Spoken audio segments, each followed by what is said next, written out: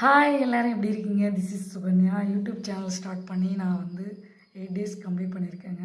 என்னோடய channel name உன்னை பற்றி யோசி திங்க் அபவுட் யுவர்செல்ஃப். உங்களுக்கே தெரியும், எந்த ஒரு விஷயத்தை நான் ஸ்டார்ட் பண்ணுறேனாலும் this is my mom Padmavathi இவங்களை நினச்சி தான் ஸ்டார்ட் பண்ணுறேன். ஸோ இன்றைக்கி நம்ம பார்க்க வேண்டிய விஷயம் என்னென்னா பிரைட்னஸ், பிரகாசம்.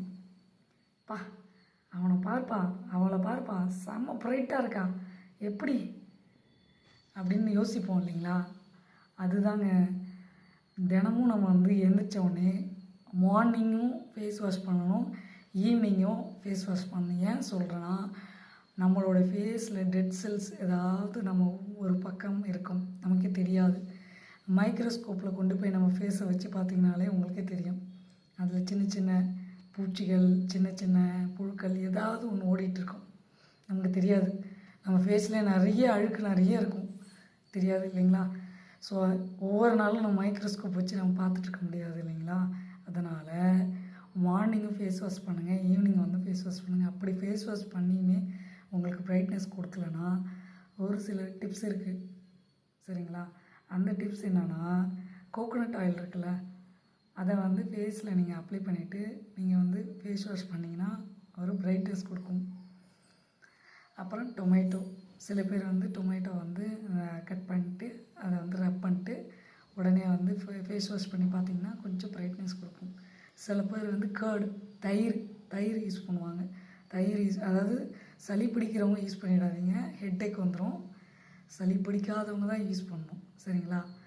ஆமாம், அதாவது யூடியூப் சேனலில் இருக்கட்டும், சோஷியல் மீடியாவாக இருக்கட்டும், நிறைய பேர் நிறைய மெசேஜை சொல்லுவாங்க.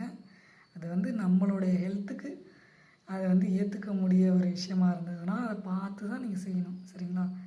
ஒரு சிலவங்களுக்கு சளி பிடிக்கும், அவங்களுக்கு சைனஸ் ப்ராப்ளம் இருக்கும் நிறைய பேருக்கு.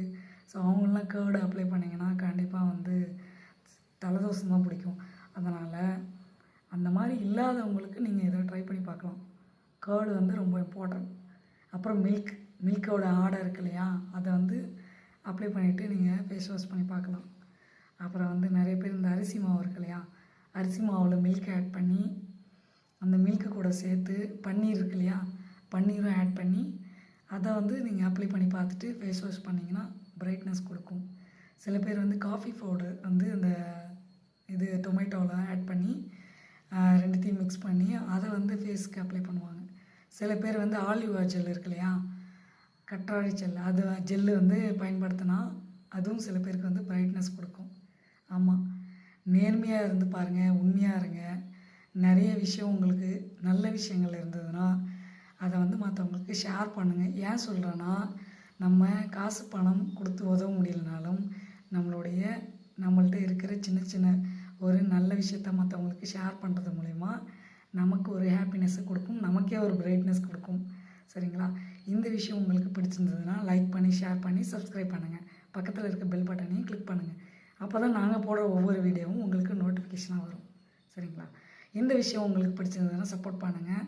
உங்கள் ஃபேமிலி, ஃப்ரெண்ட்ஸ் சர்க்கிளுக்கு நீங்கள் ஷேர் பண்ணி விடுங்க. பாய் பாய், see you later. உங்கள் சுகன்யா.